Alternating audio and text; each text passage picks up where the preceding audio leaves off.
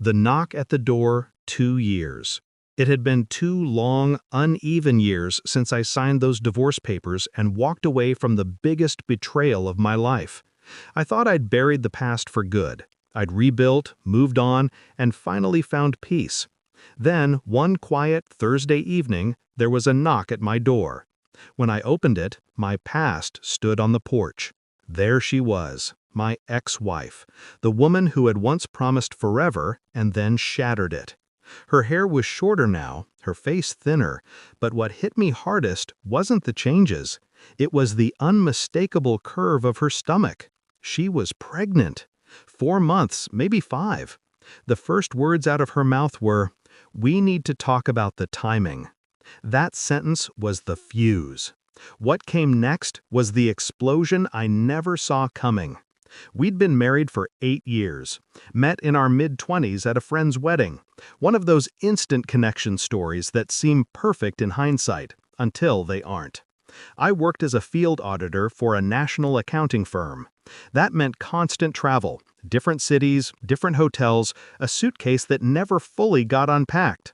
My wife, Jenna, worked as a marketing coordinator for a software company. She had the regular 9-to-5 life, weekends off, home-cooked meals, TV shows in the evening. At first, it worked. She liked the independence. I liked the space. But soon, the cracks showed. The complaints began softly. "I miss you. You're always gone." Then they turned sharp. "You're never here. Are you even married to me or your job?" I tried to fix it. I begged my company to cut my travel down to 1 week a month. I thought being home more would heal us. Instead, it broke us faster. She grew distant. When I was gone, she'd complain. When I was home, she acted like I was intruding on her life. She'd come home, mumble a hello, disappear into the bedroom, lock herself away with that damn phone. It was always in her hand.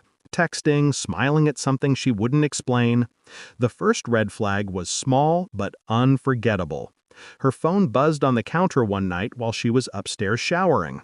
The sound had barely faded before I heard her running, barefoot, dripping wet, wrapping herself in a towel as she snatched the phone up like it was about to explode. That's when I knew. Still, I didn't confront her right away. I became a detective instead. Quiet, patient, deliberate. I tracked the errands that took 4 hours, the dinners with friends that didn't exist. The night she said she was meeting her friend Rachel for sushi, I ran into Rachel the next day. She looked confused when I mentioned it. "Dinner? I haven't seen Jenna in weeks." That was the moment I decided to get proof. I hired a private investigator, a woman who'd caught her own cheating husband and turned that heartbreak into a career. She was sharp, calm, and efficient. She charged me $3,000 and told me to give her a week. 5 days later, I met her at a park. She handed me a folder, thick with photographs, time-stamped and clear. My wife kissing another man in parking lots, holding hands, disappearing into his townhouse for hours. His name was Mark, a 34-year-old real estate agent, divorced, no kids, 15 minutes away from our home. 8 years of marriage, undone in black and white photos. That night, I sat in the living room waiting for her to come home. When she walked in and saw me holding the folder, the color drained from her face. I didn't yell, I didn't ask questions, I just handed it to her. She flipped through the photos, her eyes darting back to me, trembling. Then she dropped the act and said nothing. "I've already called a lawyer," I told her. "You need to leave." She moved out that week. 6 months later, the divorce was finalized. I kept the house, she took her car and half the savings. We didn't speak again. I thought that was the end.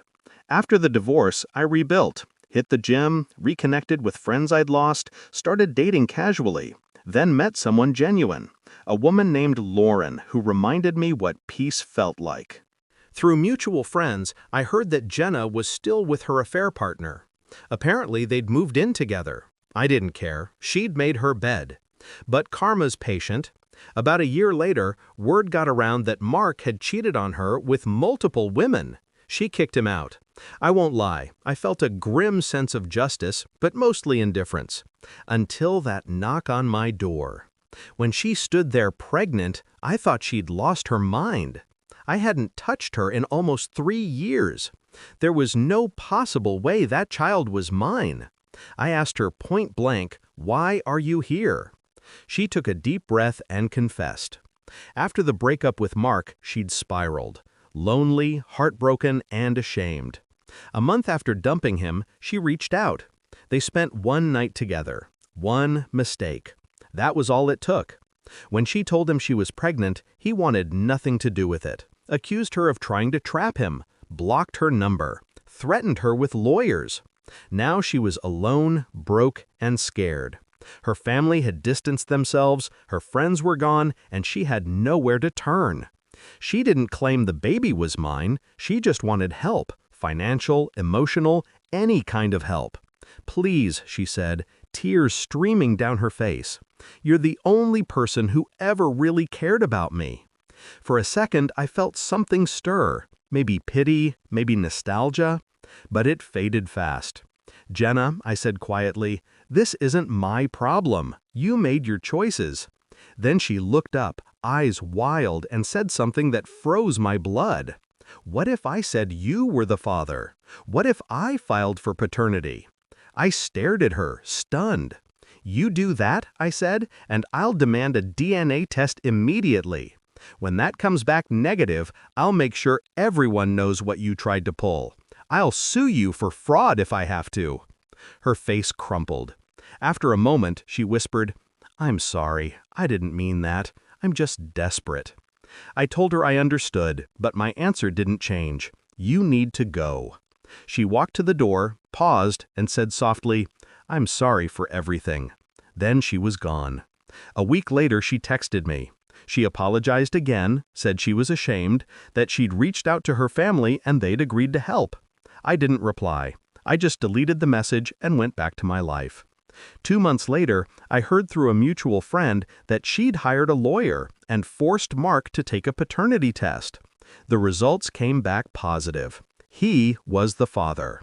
Now the courts were garnishing his wages for child support, and he was furious. A month ago, she gave birth to a little girl.